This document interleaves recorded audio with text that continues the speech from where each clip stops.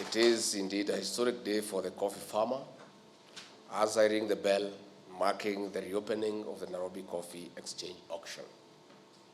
The bell we ring today signifies the small-scale farmer who has been toiling and sweating for peanuts will meet the buyer and negotiate the price of their coffee, not through middlemen, not again.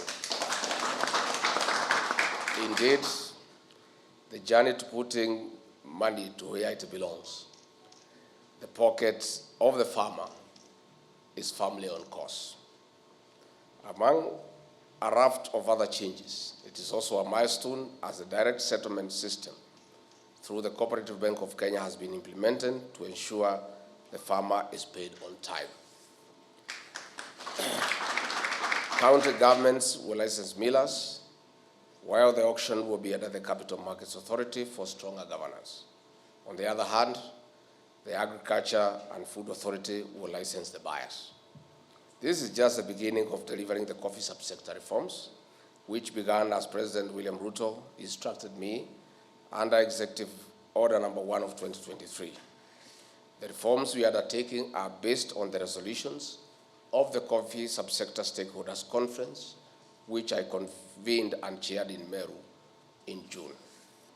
Distinguished guests and traders, agriculture is at the heart of the Kenya Kwanza administration's bottom-up economic transformation agenda. The sector is employing more than 40% of our population and over 70% of the rural people. It is immensely contributing to our economy directly and through interlinkages. Coffee was once the pride of Kenya, fetching us foreign exchange earnings. But the capture of the subsector by cartels and brokers, the crop has lost value to the farmer as it benefited those who worked least. It is one of the reasons production has dropped from an average of 130,000 metric tons in the late 1980s to as low as 34,000 metric tons. We want to boost the crop production per bush in the next 1 year as we target at least 200,000 metric tons by the year 2027. This will boost our foreign exchange earnings and contribute to sustaining a stable economy. That is why we have set aside funds for subsidizing fertilizer, the Coffee Cherry Fund, besides enhancing the capacity of the Coffee Research Institute. Distinguished traders and farmers, during the Coffee Stakeholders Conference, it was recommended that the Coffee Board of Kenya be re-established. Again, it was recommended that the new KPCU be redesigned for farmer-centered operations. We are reforming these agencies to serve the farmer better. To avoid being held at ransom by brokers, among other functions, the government is working on a very clear strategy to forestall blackmail by the cartels and the brokers. As we also work on value addition and marketing coffee through specialty coffee route, our interest and focus remain in the farmer, especially in the smallholder earning more on the international market. I wish to assure our farmers that the reforms are unstoppable. With the support of the Ministry of Cooperatives, Agriculture, Trade, and Parliament, we are aligning legislative and administrative frameworks for sustainable reforms in the subsector.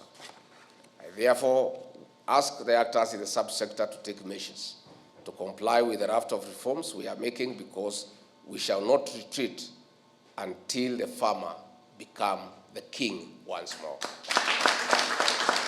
I just want to emphasize, for the avoidance of doubt,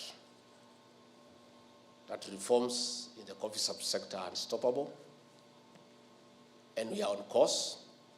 There will be policy, administrative, and legal reforms towards making sure the farmer is at the center stage and the farmer gets commensurate earnings for his sweat. And I want to say, the President and I, and indeed the rest of government, know that this fight is not easy. We are well sized of that reality. We are sized. And we have already seen a fight back. The cartels are fighting back. We have seen sponsored newspaper articles with the cartels in cohort, with the media trying to create a picture that there is a crisis in the coffee subsector. Indeed, there is a crisis. The only crisis that is its sector is as the brokers and the cartels are fighting back to continue getting what is not due to them, and the government, the Ruto administration, insisting that the farmer must be adequately compensated for his sweat. That is the crisis that we face. So we are saying we are ready, and as we embarked on these reforms, we knew there will be a serious fight back, but we are prepared, and there is no turning back.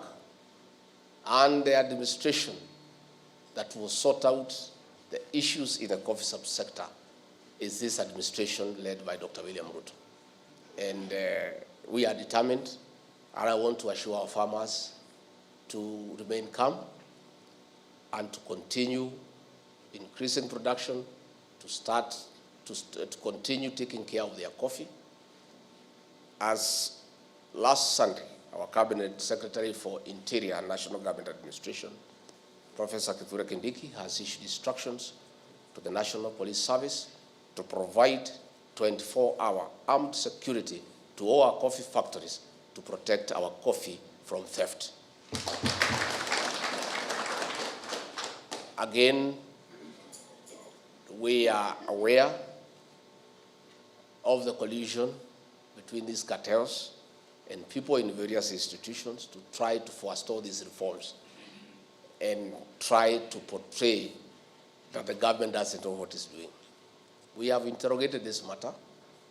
We sat with the farmers for 3 days, and the farmers told us what they want, and we'll do what the farmers want, and nobody will stop us from doing what the farmers want, and ultimately, the Kenyan coffee farmer will be the winner. Next month, I'll lead a high-level delegation to Colombia for the World Coffee Conference, again, as a way of trying to understand the international market and connect the farmer directly to the consumer of coffee across the world.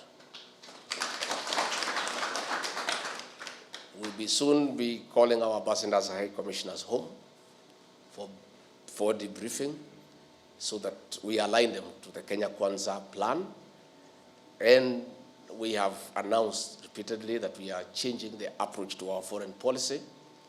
Our ambassadors, our high commissioners across the world, 70% of their work will be to market Kenyan produce, including coffee. So I want to say the future looks bright. We may have challenges here in the beginning, the first 1 year, 1.5 years. And I want to ask the farmers to be prepared that it will not be easy, it will be messy, it will be ugly, but the outcome will be beautiful. And the farmers will smile all the way to the bank. That is a promise that I want to give you on behalf of government, on behalf of President William Ruto, that there is no turning back. We are going to walk this journey together. And the auction here today, where the farmers are now participating, is the first step towards getting the farmer right in the center of the coffee subsector and all its operations.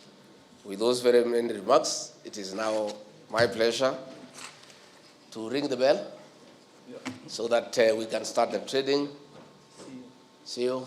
Come and guide me what we need to do.